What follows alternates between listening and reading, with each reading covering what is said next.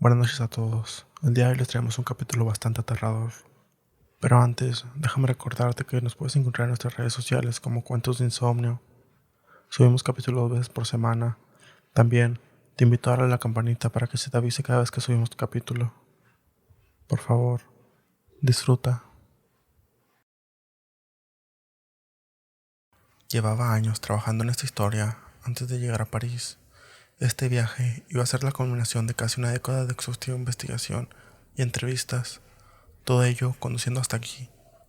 Todo lo que había descubierto hasta ahora me decía que sin lugar a dudas encontraría una cámara secreta de ceremonias de los Illuminatis aquí, en la antigua catacumba que hay debajo de París, Francia.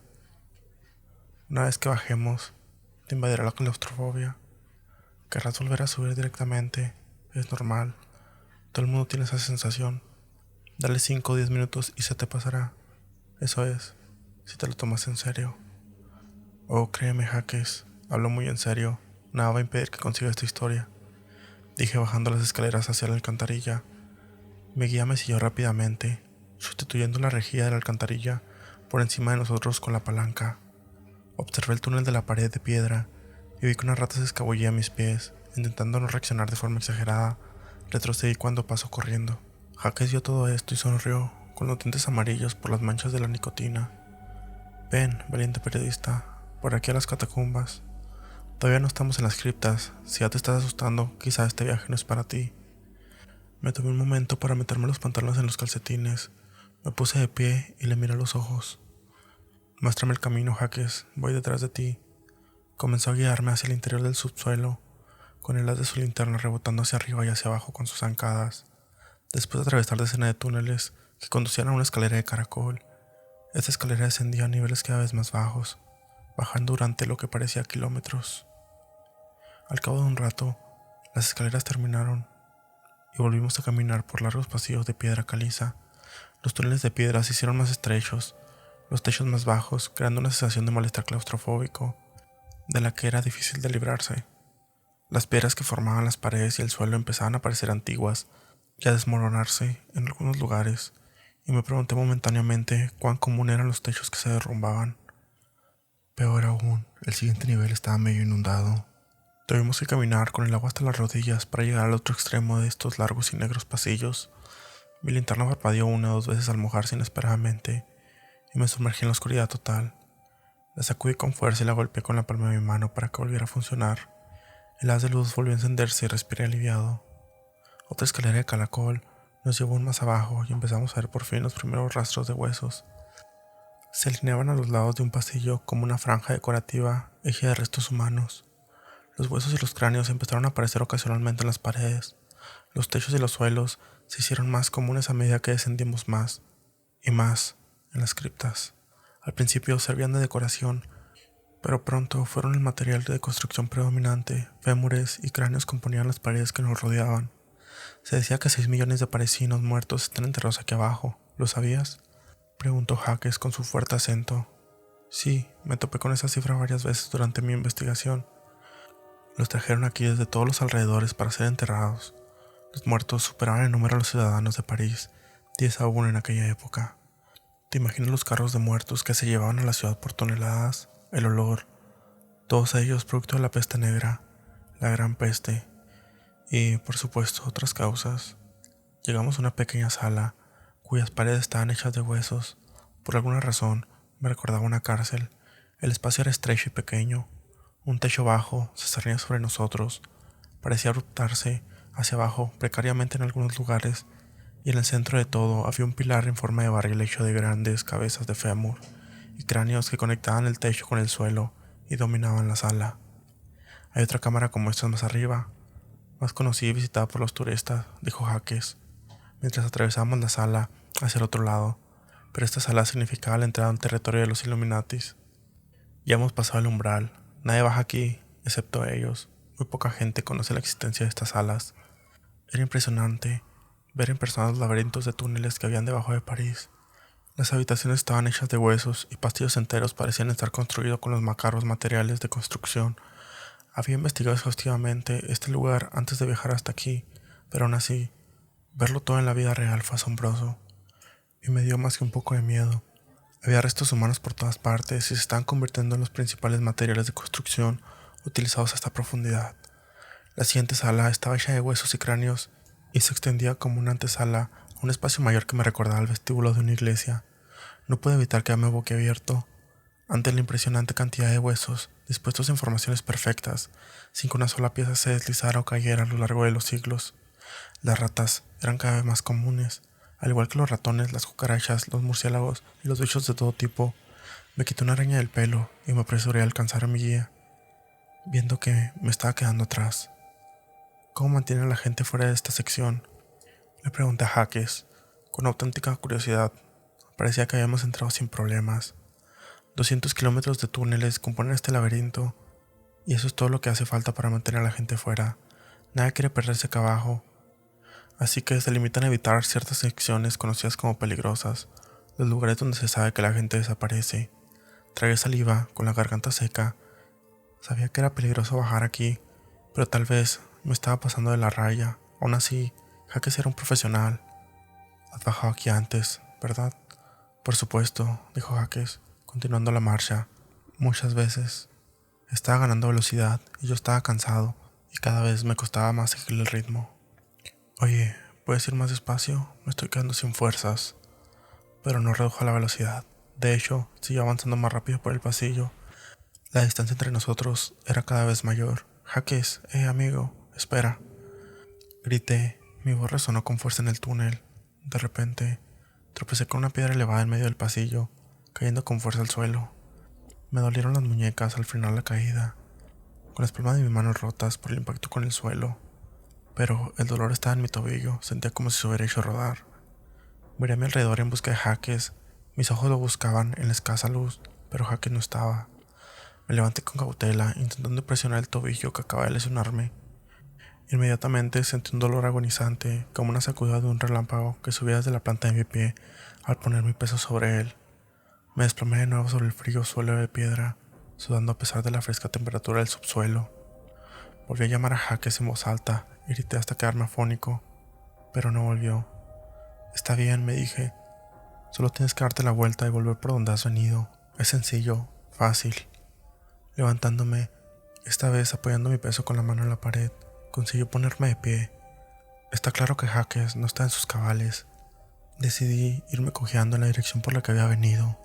¿Quién haría algo así?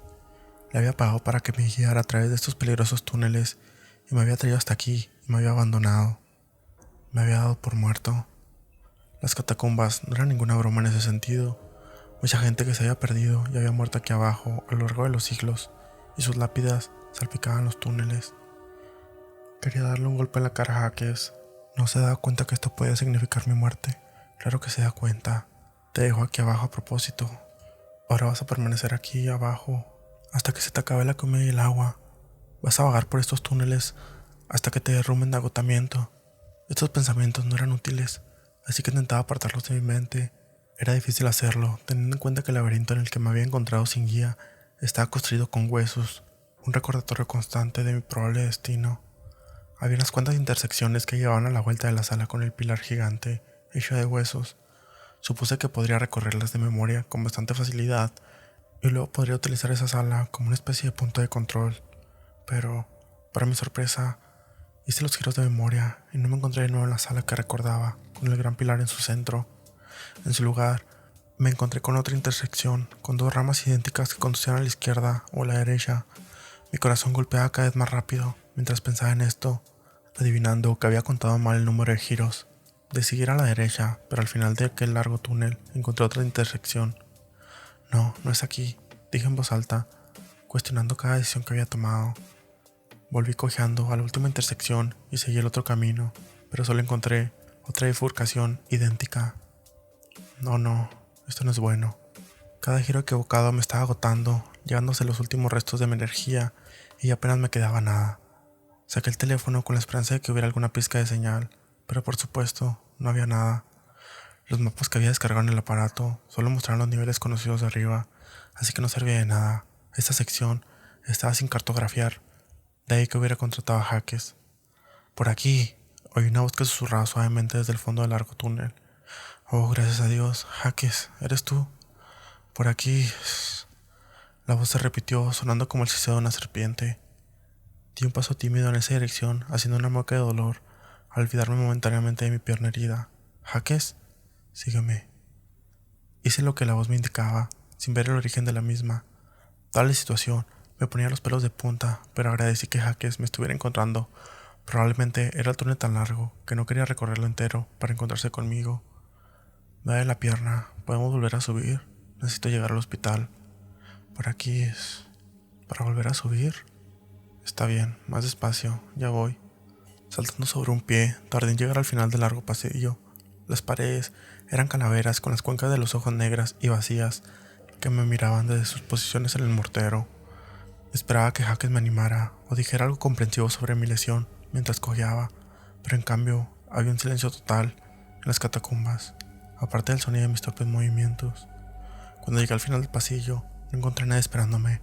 Jaques había desaparecido una vez más, y lo único que oí fue el sonido de su voz desde muy adelante. «Por aquí», dijo desde el fondo del estrecho túnel. ¿Quieres parar un momento? Me estás asustando, Jaques. Espera, por favor.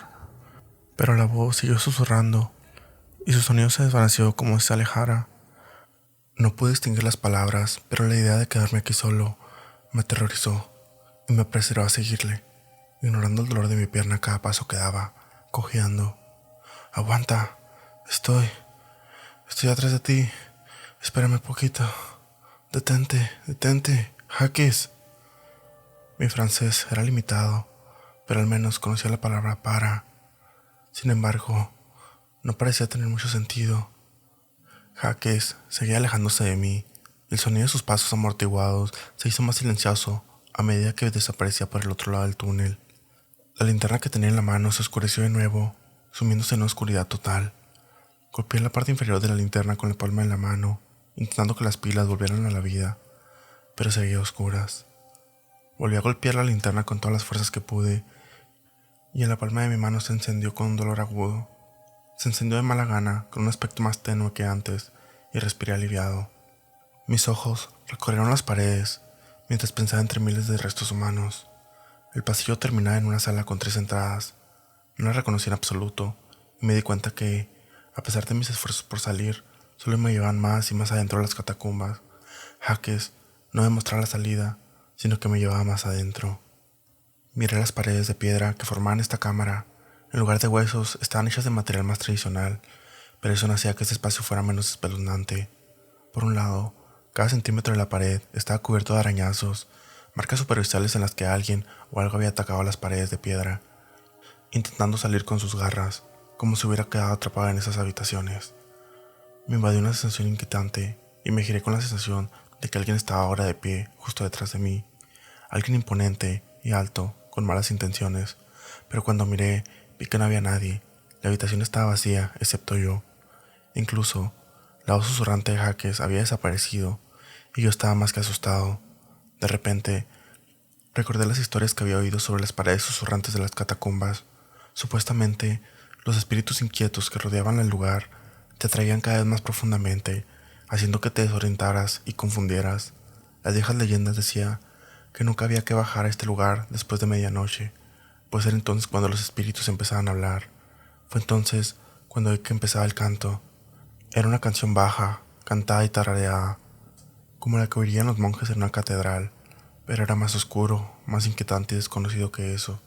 Había palabras que no podía descifrar.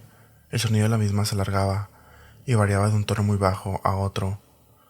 A mis oídos les sonaba extraño e incorrecto, pero significaba que había gente aquí abajo, aunque fueran satanistas, ocultistas o lo que fuera. Había gente ahí abajo. Empecé a avanzar cojeando, recorriendo el pasillo y moviéndome de la dirección de la que había oído las voces. Se hicieron más fuerte a medida que me acercaba y traté de distinguir las palabras, fuera cual fuera el idioma de la canción. No era el inglés, tampoco sonaba como el francés o el alemán, tampoco sonaba como el español o el latín o cualquier otro idioma que hubiera escuchado. Cuanto más se acercaban las voces que cantaban, más me aterrorizaba. Las voces sonaban frías e inhumanas, y su canto estaba cargado de un extraño poder que reverberaba y resonaba por todas las catacumbas, como si invocaran algo de las profundidades de la tierra que debía permanecer encerrado y oculto para siempre. Por primera vez desde que Jaques me había abandonado, Se me ocurrió que había bajado aquí para encontrar las antiguas catacumbas y las antiguas cámaras de ceremonias de los Illuminati.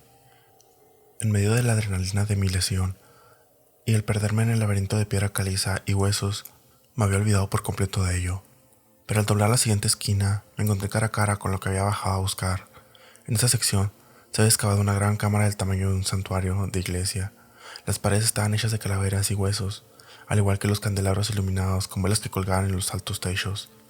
Había más de una docena de personas, con largas túnicas marrones encapuchadas, con los rostros envueltos en la oscuridad.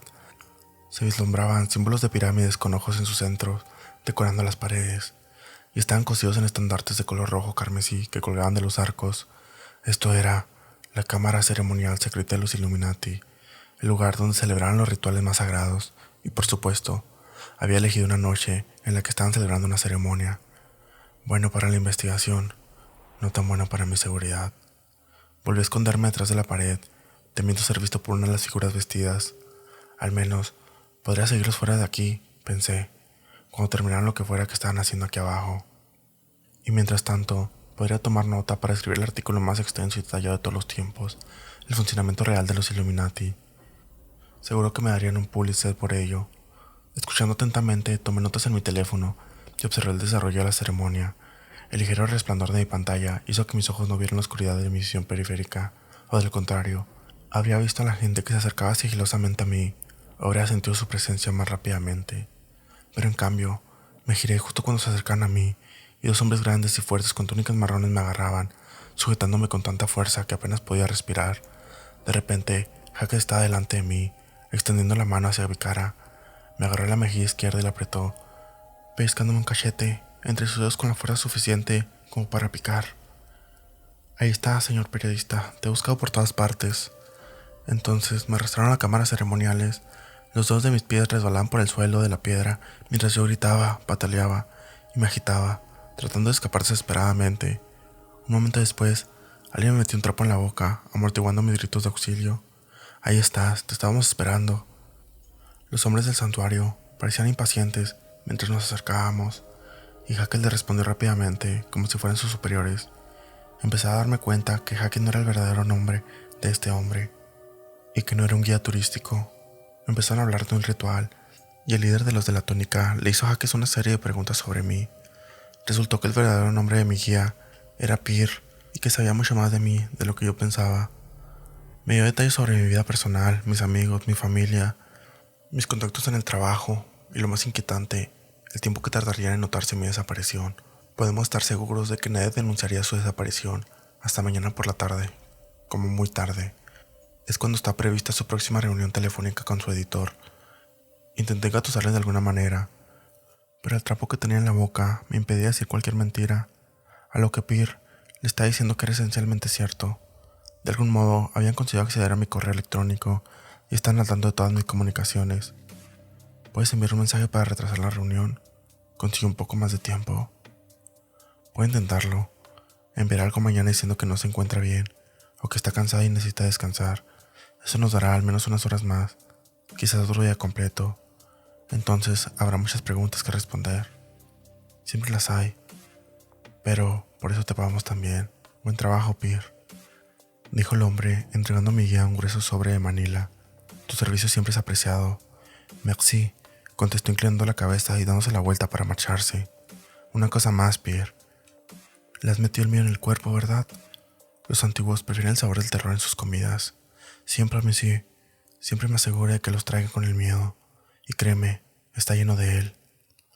Por una vez, Pierre no mintió. Estaba aterrorizado. Desde que había puesto un pie en este lugar maldito, y desde que me había dejado morir en aquel oscuro pasillo, había estado al borde de un ataque de pánico en toda regla. Al mirar los huesos que me rodeaban, que formaban las paredes, los candelabros, los pilares y los techos de esta sala, me di cuenta de que pronto me añadirían a esta colección otro montón de huesos para la pila que no deja de crecer.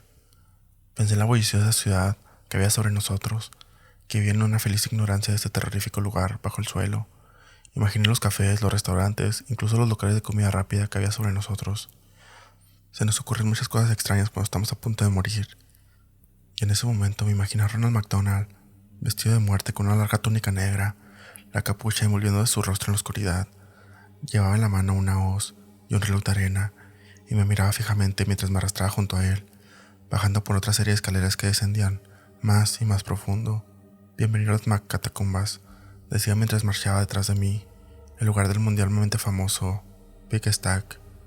Más de 6 millones de clientes satisfechos y contando. Durante mucho tiempo me he obligado a caminar hacia abajo, una estrecha escalera en espiral que nos llevaba a las profundidades bajo París. Al cabo de un rato, mis captores hartaron de mis gritos de dolor y de la lentitud de mis movimientos al tropezar con la pierna herida, y los hombres grandes que me rodeaban me levantaron como un niño y me llevaron en brazos. Parecía que estuviera caminando durante muchas horas, ya que la temperatura se hizo más fresca al principio y luego mucho más caliente. Cuando por fin llegamos al final de la escalera, vi que estábamos en un lugar que se parecía a la imagen del infierno que había visto, representada por artistas a lo largo de los siglos. Era una enorme caverna de piedra rojiza, cuyo techo en lo alto estaba salpicado de estalactitas. Un gran abismo se extendía por el centro de la cámara, dividiéndola por la mitad. Las llamas surgían de esa fosa, y el calor de esos fuegos se podía sentir desde donde estábamos, a 100 metros de distancia o más. Ahí está la cima ritual, dijo uno de los hombres que me sujetaba. Querías ver la ceremonia de cerca, ¿verdad? Pues ahora vas a poder verlo todo de cerca. Prepara tu videocámara, señor periodista. Llegamos al borde del abismo ardiente y miré hacia abajo, aterrorizado, mientras el suelo temblaba constantemente bajo mis pies. A nuestro alrededor había pozos y agujeros en las rocas, de las que surgían llamas cada vez más altas. Podía oír las voces que cantaban muy por debajo de nosotros, cantando de forma inhumana, en idiomas que sonaban malvados y terribles. Me dolían los oídos solo de escuchar esos sonidos, y luché por liberarme, pero los hombres que me sujetaban eran fuertes y me empujaban cada vez más del precipicio. Miré hacia abajo y vi formas enormes y monstruosas que se movían por debajo. No había solo una, sino varias bestias goliardas, del tamaño de ciudades por su aspecto. Mientras se movían, sus pasos sacudieron el suelo, haciéndose que me desequilibrara y casi cayera al abismo. Mis captores me soltaron y empecé a precipitarme hacia abajo. Pude oír los cánticos, las voces enfermas de los demonios que se hacían más fuertes en mi oído, mientras el mundo de arriba se alejaba. Pero entonces alguien me agarró de la muñeca y me levantó con un movimiento rápido y fuerte.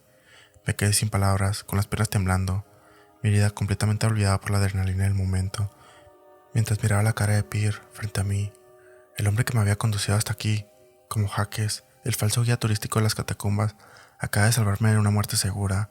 De no ser por él, habría caído cientos de metros de oscuridad y las llamas, gritando todo el camino, solo para ser arrebatado por las fauces de alguna enorme criatura subterránea. No puedo ver cómo hacen esto otro inocente, dijo Pierre a los hombres, sacando una pistola de su cinturón. Ahora, arrodíllense y miren hacia allí. Háganlo ahora. Los hombres se pusieron de rodillas, de cara al abismo ardiente, sin dudarlo un instante. Pierre disparó a cada uno de ellos por la espalda, uno a uno, cayendo de bruces en el pozo de las llamas. Unos instantes después se oyeron lejanos gritos en la parte inferior. Los que aún estaban vivos no permanecerían así mucho tiempo. ¿Qué ha pasado?, conseguí decir poniéndome de pie. Supongo que debería agradecerte que me hayas salvado la vida, pero ¿a cuánta gente has traído aquí abajo para que la sacrifiquen? Pierre se miró a los pies, con la cara roja de vergüenza. Demasiados, pero hay una razón para ello. Hay que apaciguarlos de vez en cuando, o las consecuencias para la humanidad serían nefastas. Vamos, salgamos de aquí. Pagaré por mis crímenes, créeme, y mucho antes de lo que crees. Me rodeó con el brazo y me ayudó a subir la escalera de caracol que conducía lejos de aquel lugar oscuro y aterrador. Pierre me condujo de nuevo al exterior, lentamente, dejando que me tomara mi tiempo con la pierna herida, hasta que los Illuminati siguieron nuestro rastro y volvieron a perseguirnos. Me vi obligado a correr sobre mi pierna herida, pero Pierre conocía los túneles lo suficientemente bien como para perderlos. Atravesando cada uno de los oscuros y retorcidos túneles, nos abrimos paso hasta la escalera de caracol y finalmente hasta la cima. Puedes encontrar la salida desde aquí, dijo Pierre, mirándome a los ojos en un momento antes de volverse y alejarse. Sube por ese pasillo hasta que encuentres la escalera, y luego corre hasta que no te quede nada dentro. Corre hasta que vuelvas a América, señor periodista. ¿Qué vas a hacer, Pierre?, le pregunté, mientras su forma desaparecía en las sombras de los túneles. ¿No es obvio?, dijo, riendo sin gracia. Voy a unirme a los muertos. 6 millones servidos, pensé. Cogiendo hasta la escalera, empecé a subir hacia la rejilla de la alcantarilla, levantándola con todo mi esfuerzo. Al mirar la calle, vi que era por la mañana y que habíamos estado allí abajo durante toda la noche. Un lugareño me vio y se acercó, hablando rápidamente en francés. Intenté explicarle que solo hablaba inglés. «Ce n'est pas problème», dijo, pensando un momento, y luego continuó en español. ¿Estás bien? ¿Te has perdido en las catacumbas? Sí, dije ligeramente sorprendido. ¿Cómo lo has sabido? Se echó la chaqueta hacia atrás para mostrar una pistola y una hebilla de cinturón con un triángulo plateado en un ojo en el centro. Tranquilo, señor periodista, dijo. Lo vemos todo y lo sabemos todo. Ahora vuelve a bajar por la escalera. Me quedé tan sorprendido que me paralicé momentáneamente, antes de recordar las oscuras profundidades de los túneles y las horribles cosas que me esperaban para devorarme abajo, en los niveles más abajo de las catacumbas.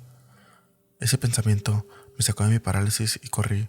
Mientras su arma me disparaba por detrás, oí como una bala pasaba delante de mi oreja y sentí su picadora caliente que me quemaba el óvulo.